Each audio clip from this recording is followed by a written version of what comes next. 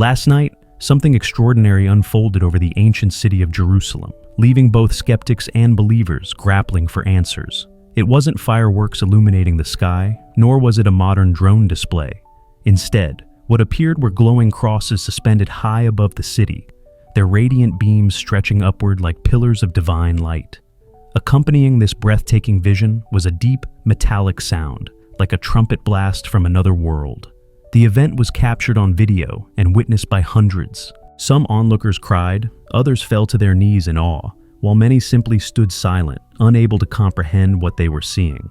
Skeptics were quick to suggest atmospheric anomalies or tricks of light, but for many, one ancient verse resonated louder than any scientific explanation. "There shall be signs in the sun and in the moon and in the stars." Luke 21:25. What made the sight even more powerful was its location. Right above the Mount of Olives, the very place prophecy foretells the Messiah's return. This was not an isolated phenomenon. Thousands of miles away in rural Michigan, another sign quietly emerged.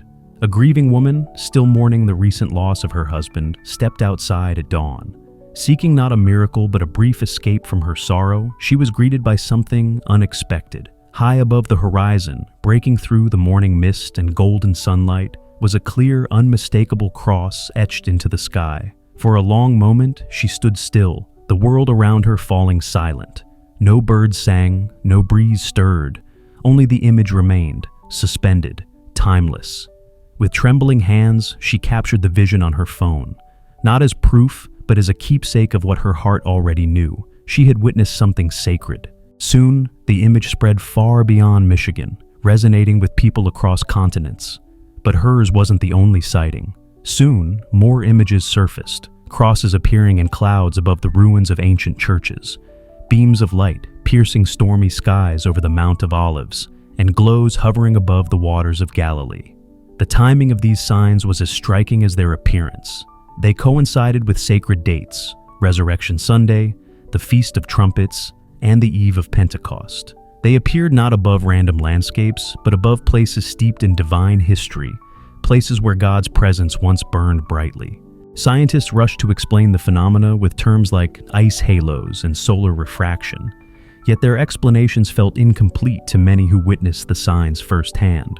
What remained wasn't just the visual wonder, but the profound emotional impact.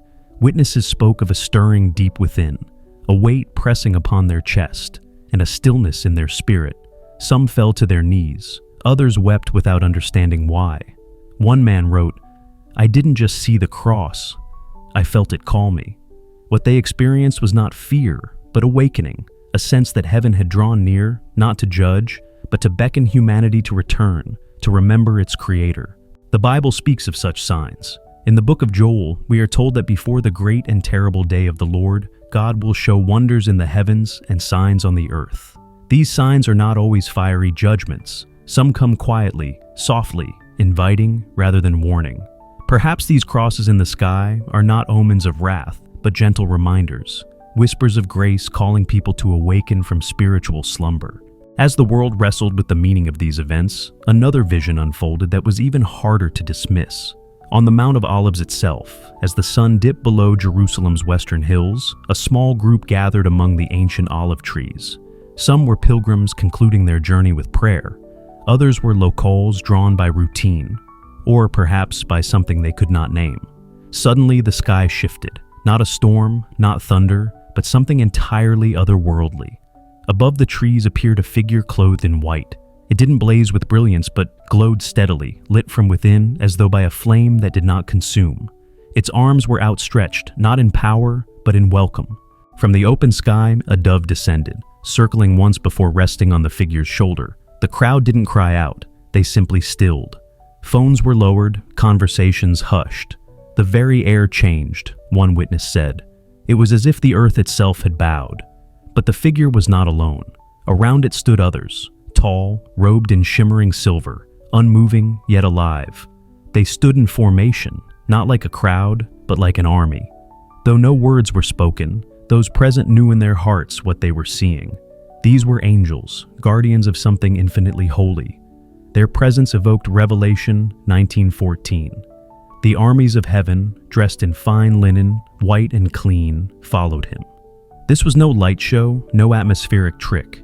This was presence, living, undeniable presence. Skeptics dismissed it as mass suggestion, hallucination, or projections on mist, but such explanations falter against the sincerity of countless witnesses, the reverence in their voices, and the transformations in their lives since. One woman said she felt as if her soul had been shaken awake. A man with no prior faith simply whispered, "Now I believe." And the most compelling detail of all, the location itself.